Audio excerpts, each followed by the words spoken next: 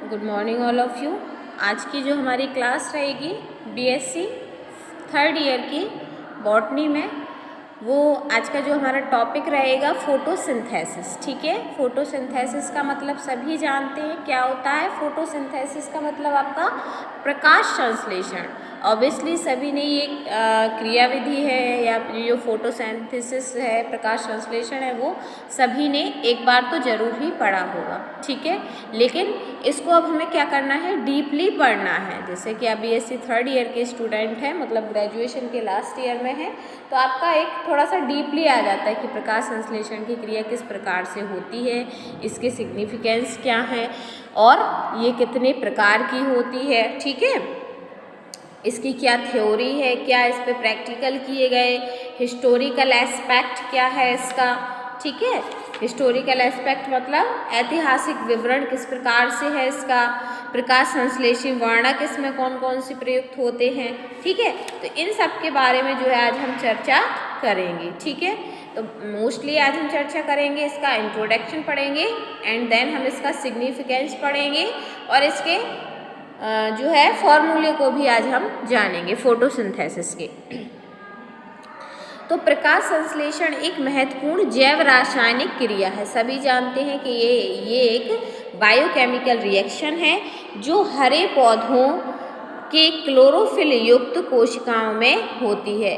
प्रकाश संश्लेषण की क्रिया उन्हीं प्लांट्स में होती है, उन्हीं पेड़ पौधों में होती है जो ग्रीन हो और क्लोरोफिल युक्त हों, जिसके फलस्वरूप कार्बनिक पदार्थों का निर्माण होता रहता है। अतः हरे पौधे स्वयंपोषी मतलब ऑटोट्रॉपिक, हम सभी जानते हैं जो ग्रीन प्लांट्स रहते हैं, हरे प्लांट्स रहते हैं, वो ऑटोट्रॉपिक रहते हैं, मतलब स्वयं से अपना भोजन का निर्माण करते हैं, किसी दूसरे पर निर्भर नहीं रहते हैं। जीवधारियों को अपने जीवन की विभिन्न क्रियाओं को संपन्न करने के लिए ऊर्जा की आवश्यकता होती है। जैसे आप और मैं हूँ, कोई कीट पतंग है, कोई जानवर है, तो उन सबको क्या होती है, ऊर्जा की आवश्यकता होती है। और वो ऊर्जा हमें किससे प्राप्त होती है, उन्हें पादपों द्वारा निर्मित करके भोज्य पदार्थों जैसे कार्बोहाइड्रेट, वसा तथा प्रोटीन्स प्राप्त होती है। और वह ऊर्जा हमें किससे प्राप्त होती है, प्रोटीन हो, चाहे वसा हो, चाहे कार्बनिक पदार्थ हो, वो सब हमें कहाँ से प्राप्त होते हैं, पेड़ पौधों से। पेड़ पौधे इस ऊर्जा का निर्माण करते हैं प्रकाश संश्लेषण की क्रिया के द्वारा, जो है इन पदार्थों को वो है जो एकत्रित करते हैं। प्रकाश संश्लेषण में इन कार्बनिक भोज्य पदार्थों के निर्माण के समय प्रकाश ऊर्जा, लाइट एनर्जी, रासायनिक ऊर्जा में बंधित रहती है। जो प्रकाश ऊर्जा रहती है वो किस में रहती है, केमिकल एनर्जी में स्टोर रहती है। अतः प्रकाश संश्लेषण को प्रकाश रासायनिक क्रिया कहते हैं, क्योंकि ये रासायनिक ऊर्जा इसमें संचित रहती है, रासायनिक ऊर्जा के रूप में ये संचित रहती है, इसलिए हम प्रकाश संश्लेषण को क्या कहते हैं, बायोकेमिकल फोटोकेमिकल रिएक्शन कहते हैं, प्रकाश रासायनिक क्रिया कहते हैं। इस क्रिया में पौधों का हरा भाग सूर्य के प्रकाश की ऊर्जा को अवशोषित अथवा ग्रहण कर वायुमंडल से ली गई CO2 तथा जड़ों द्वारा अवशोषित जल से क्रिया करके कार्बनिक पदार्थों का निर्माण कर ऑक्सीजन गैस मुक्त करते हैं। ठीक है, तो क्या है, CO2 जो है, जितनी भी चीज़ें मिलती हैं वो कहाँ से मिल रही हैं। जैसे उन्होंने कहा कि कार्बन डाइऑक्साइड वायुमंडल से कहाँ, जीव जंतुओं से। जैसे हम और आप हैं, वो CO2 छोड़ते हैं, बिल्कुल छोड़ते हैं, तो उस CO2 का उपयोग करते हैं पेड़ पौधे प्रकाश संश्लेषण की क्रिया में। फिर उन्होंने कहा जल कहाँ से ग्रहण करते हैं, वो धरती के अंदर से जड़ों के माध्यम से, और जड़ों में किस भाग से, जाइलम के द्वारा जो है वो जल को ग्रहण करते हैं। लाइट मतलब सूर्य के प्रकाश की उपस्थिति में। क्लोरोफिल इनमें स्वयं पाया जाता है। किसका निर्माण करते हैं, ऑक्सीजन जो है उसको मुक्त करते हैं। ठीक है, ऑक्सीजन को मुक्त करते हैं और कई प्रकार के जो कार्बनिक पदार्थ हैं, कार्बोहाइड्रेट्स हैं, उसका निर्माण करते हैं। जैसा कि आपको दिख रहा होगा नीचे जो प्रकाश संश्लेषण की क्रिया है उसका रासायनिक जो फॉर्मूला है वो लिखा हुआ है 6CO2, मतलब इसमें हमें 6 CO2 अणुओं की आवश्यकता होती है, कार्बन डाइऑक्साइड के अणु चाहिए होते हैं 12 H2O और 12 अणु किसके चाहिए होते हैं, वाटर के, और लाइट और क्लोरोफिल की उपस्थिति में C6H12O6 plus 6O2 plus 6H2 का निर्माण जो है वो करते हैं। ठीक है, ग्लूकोज, ऑक्सीजन एंड वाटर को जो है वो रिलीव करते हैं। प्रकाश संश्लेषण द्वारा विभिन्न प्रकार की कार्बनिक पदार्थों का निर्माण होता है जिनसे दैनिक जीवन प्रयुक्त होने वाली वस्तुएं प्राप्त होती हैं। प्रकाश संश्लेषण की क्रिया के द्वारा प्लांट्स जो है, पेड़ पौधे जो है, कई प्रकार की जो है वो कार्बनिक पदार्थों का निर्माण करते हैं जिनका उपयोग हम कहाँ करते हैं, दैनिक जीवन में कई चीज़ों में हम उपयोग करते हैं, जैसे पहनने के लिए कपड़े, जलाने के लिए लकड़ी, खाने के लिए खाना तथा रहने के लिए मकान, मकान की साज सज्जा के लिए विभिन्न प्रकार के फर्नीचर आदि वृक्षों के ही टिम्बर से प्राप्त होते हैं। बिल्कुल, हम दैनिक जीवन में बहुत सारी जितनी भी चीज़ें मोस्टली यूज़ करते हैं, चाहे वो खाने का हो, चाहे वो हमारे रहने का हो, चाहे वो हमारे पीने की कोई चीज़ हो, चाहे वो हमारे कहाँ की कोई चीज़ हो, आराम करने की हो, या फिर हमारे घर को डेकोरेट करने की, ज़्यादातर मोस्टली चीज़ें किससे प्राप्त होती हैं, हमें पेड़ पौधों से ही प्राप्त होती हैं। इन सभी वस्तुओं का निर्माण पौधों में प्रकाश संश्लेषण के फलस्वरूप ही होता है। कार्बन तथा कार्बनिक पदार्थों का निर्माण प्रकाश संश्लेषण द्वारा ली गई कार्बन डाइऑक्साइड द्वारा ही प्राप्त होता है।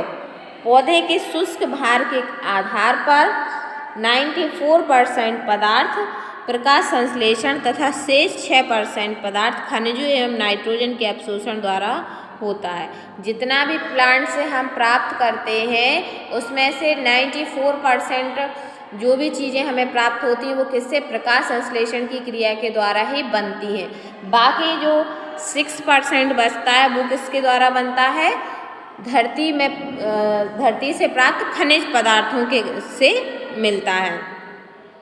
वायुमंडल में 0.03 कार्बन डाइऑक्साइड CO2 की स्थिर मात्रा प्रकाश संश्लेषण के फलस्वरूप होती है। यदि पौधे प्रकाश संश्लेषण की क्रिया ना करें, प्रकाश संश्लेषण की क्रिया यदि प्लांट्स नहीं करते हैं, तो जो हमारे वायुमंडल में कार्बन डाइऑक्साइड की मात्रा 0.03 है वो बढ़कर कई गुना हो जाएगी और हमारा सांस लेना भी क्या हो जाएगा, दूभर हो जाएगा, मुश्किल हो जाएगा।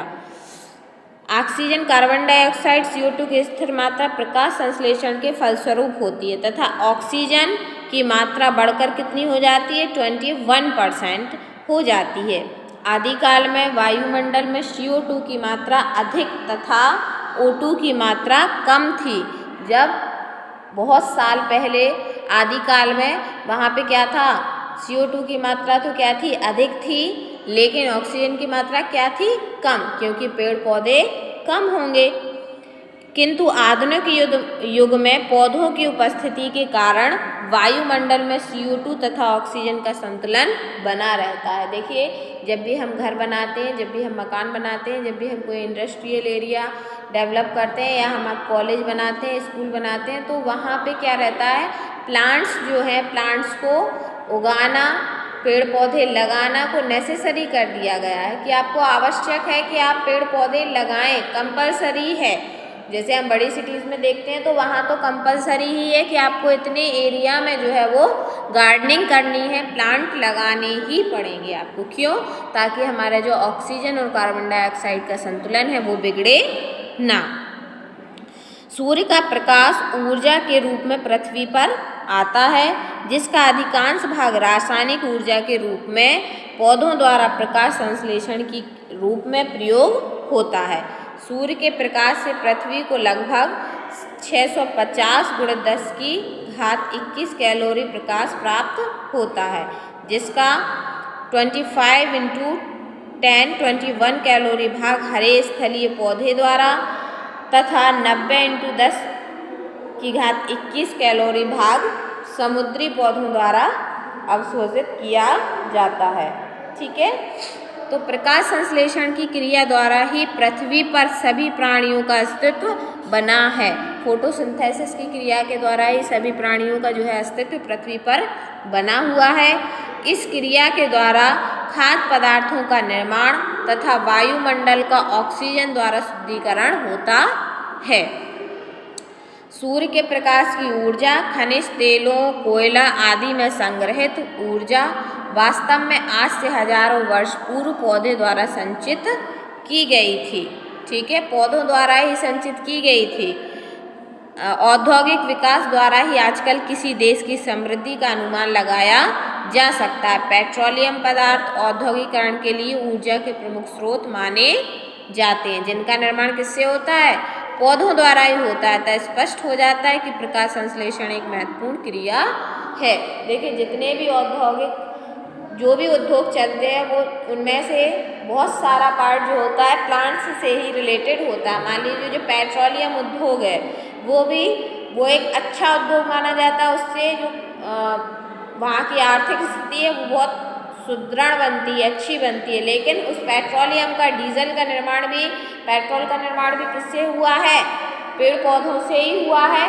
वो कई वर्षों तक जमीन में दबे रहे और दबने के पश्चात ही उन्होंने किसका निर्माण किया? जो है वो इसका पेट्रोलियम तथा इसका निर्माण किया, खनिज तेलों का निर्माण इन्हीं के द्वारा जो है वो किया जाता है। इस प्रकार हम जान सकते हैं कि जो प्रकाश संश्लेषण है वो एक महत्वपूर्ण क्रिया है। अगली क्लास जो हमारी रहेगी वो हम इसके हिस्टोरिकल एस्पेक्ट को पढ़ेंगे। फोटोसिंथेसिस, सिंथेटिक पिगमेंट्स के बारे में भी जो है हम चर्चा करेंगे। ठीक है, आज की क्लास में इतना ही। Thank you.